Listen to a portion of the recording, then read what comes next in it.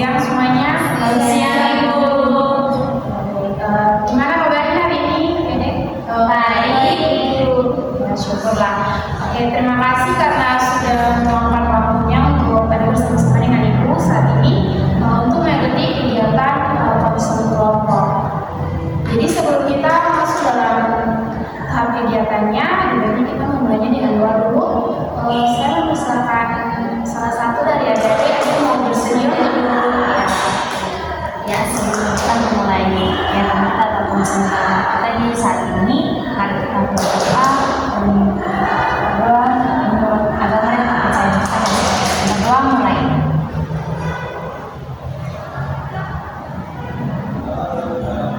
Doa selesai. Oke, baik, terima kasih. Oke, adik-adik semuanya.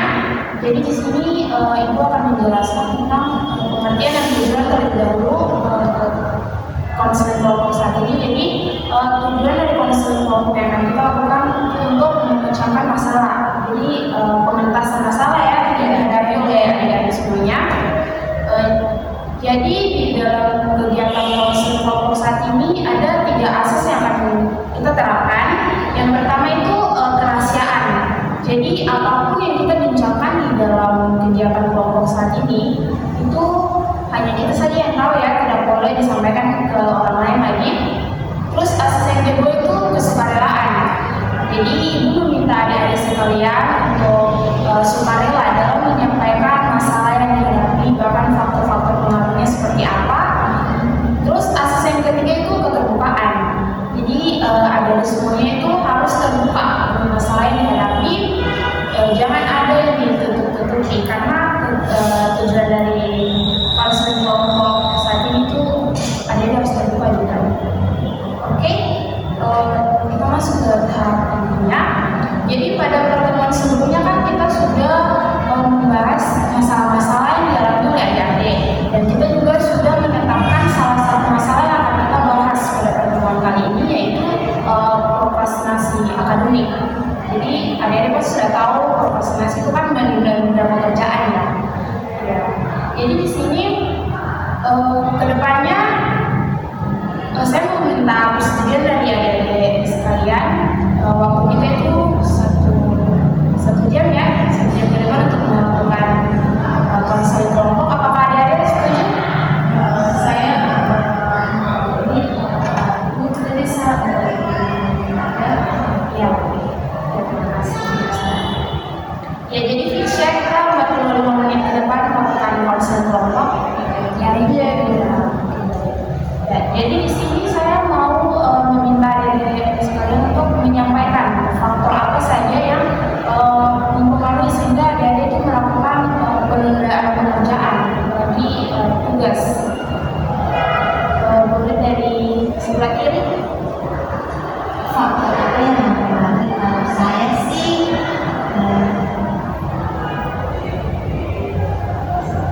suka nonton TikTok, terus YouTube. Karena saya rasa tuh kalau seandainya berdua saat ini terus kayak contohnya perusahaannya kumpul kan saya rasa. Jadi saya sih kalau ibunya lagi HP-nya kan ada sedih, dalamnya kumpul dan sini kan kerja malam. Saya biasanya gitu. Dari Ina, Faktor yaitu juga cara baik di kampus itu. ya, terus faktor yang mempengaruhinya sampai menunda pekerjaan itu apa? Kayak apa? Ada waktu buat kerja juga, dan apa maksudnya mementingkan HP daripada tugas itu. So TikTok betul banyak. Terus bisa kerja juga sih. Kalau dari Tini, Kalau dari saya itu faktor yang mempengaruhi. Faktor yang mempengaruhi. Saya itu yang pertama tuh saya meluangkan waktu supaya saya mementingkan HP. Kayak gitu kayak saya mau mengerjakan tugas, iya saya kayak pemalas sih.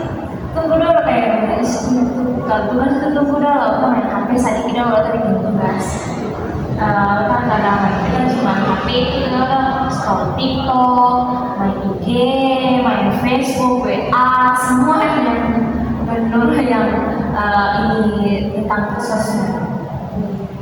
Oh, dari artinya bagaimana? Kalau saya sih ya salah juga ya kan. Saya lebih ini handphone. Bukan saya tuh kebanyakan ya. Saya kebanyakan itu kalau misalnya dosen kasih tugas itu kan diantaranya kan satu untuk terus di antara 1 minggu itu kan 1 minggu kan 7 hari ya. Saya mengerjakan tugasnya itu setelah 2 hari mengumpulkan tugas itu baru saya kerjakan. 5 hari sisanya itu saya habiskan waktu saya itu kadang saya tidur. Saya tidur itu kadang bisa, kalau tidurnya itu saya bisa 1 hari itu 3 kali. Saya terus juga selain itu saya juga pencinta TikTok ya. Saya juga maksudnya sering scroll TikTok terus YouTube. Saya suka yang nonton yang kayak makanan-makanan yang pedas gitu. Jadi saya tuh habiskan waktu saya untuk nonton hal-hal yang seperti itu. Jadi saya lebih tugasnya kan nanti aja, maksudnya masih ada 7 hari nih. Terus saya nonton aja dulu daripada pikiran itu buat kepala pusing gitu ya kan. Ya itu saja ya. Iya, oke, tadi dari Anda sekarang sudah menyampaikan tentang faktor yang mempengaruhi sehingga ada itu menunda tugas. Jadi yang Ibu tangkap di sini tuh kebanyakan lebih mementingkan HP. Jadi kayak main sosmed, scroll TikTok. Terus dari Anda semuanya itu mempunyai pikiran kalau kayak deadline-nya masih 2 hari lagi, pasti pikirnya sabar dulu kayak terus kok intinya lebih mementingkan main HP.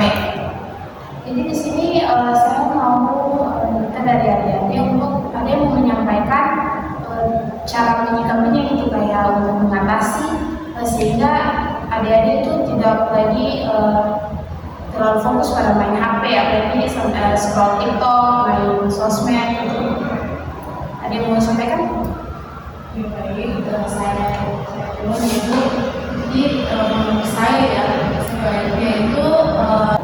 sebaiknya ya kita sebagai mahasiswa itu kalau membuat tugas itu ya waktunya itu jangan terlalu lama, soalnya kan pasti kan kita juga banyak tugas dari dosen yang lain. Terus itu maksudnya kebanyakan itu kan kalau dikasih waktu 7 hari nih, pasti dalam 6 hari itu kita tidak mengerjakan tugas. Malahan kita itu sistemnya itu SKS ya kan. Terus dan juga sebaiknya ya begitu dikasih waktu yang paling 2 hari lah paling lama. Kemudian selain dari keputusan kita sama dosen, sebaiknya juga kita itu harus banyak-banyak ini apa namanya beraktivitas. Maksudnya tidak terlalu mementingkan HP ya. Kita tuh harus banyak menjadikan tugas lebih yang lebih fokusnya itu kita harus banyak mementingkan pekerjaan rumah. Kemudian kita harus menjaga tugas terlebih dahulu sebelum mau sekolah kita.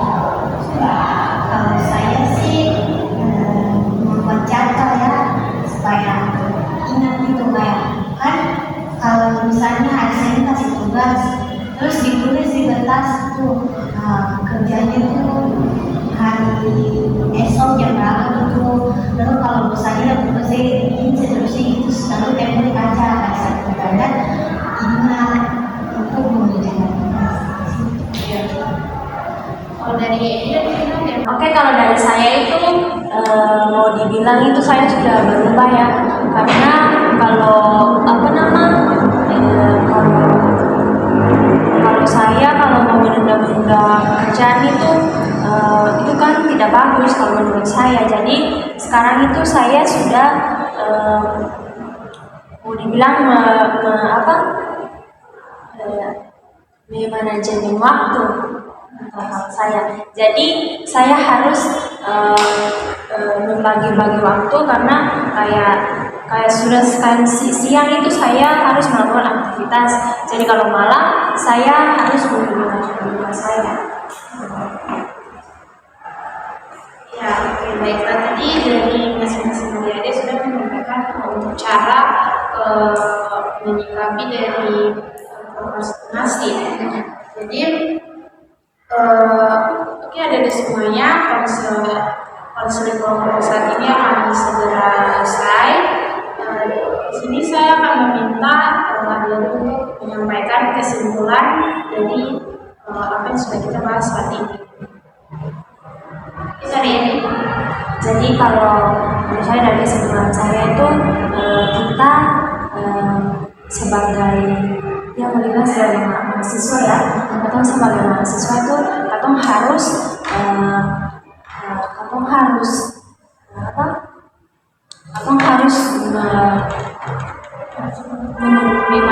manajemen waktu itu penting kalau itu penting bagi kita karena kita harus berbagi-bagi waktu supaya kita harus melakukan aktivitas dan kita juga harus membuat tugas yang kita bisa yang tadi kita sudah menunda dan sekarang ini kita harus boleh menunda waktu karena kita harus melakukan tugas itu dan kita bisa memberikan dan kita harus semangat. Ya, baik, terima kasih Evi untuk kesimpulannya. Jadi saya ingin menyampaikan kepada kalian semua bahwa kalian itu harus bisa memanajemen waktu dengan baik. HP itu boleh saja digunakan, tapi tiap waktu juga harus disempatkan kapan main HP, kapan scroll TikTok dan sebagainya, agar adik-adik punya masalah dalam menunda-nunda tugas itu dapat bisa diselesaikan dengan baik agar mendapatkan hasil yang baik juga. Ya, jadi itu saja perjumpaan kita di saat ini. Sebelum akhirnya saya minta Vino untuk kita dalam doa. Ya, sebelum kita tutup dalam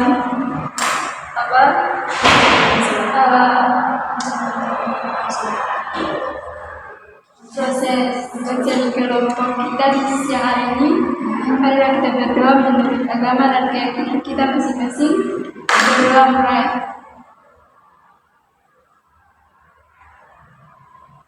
Berdoa selesai. Ya, oke. Sampai jumpa semuanya. Terima kasih.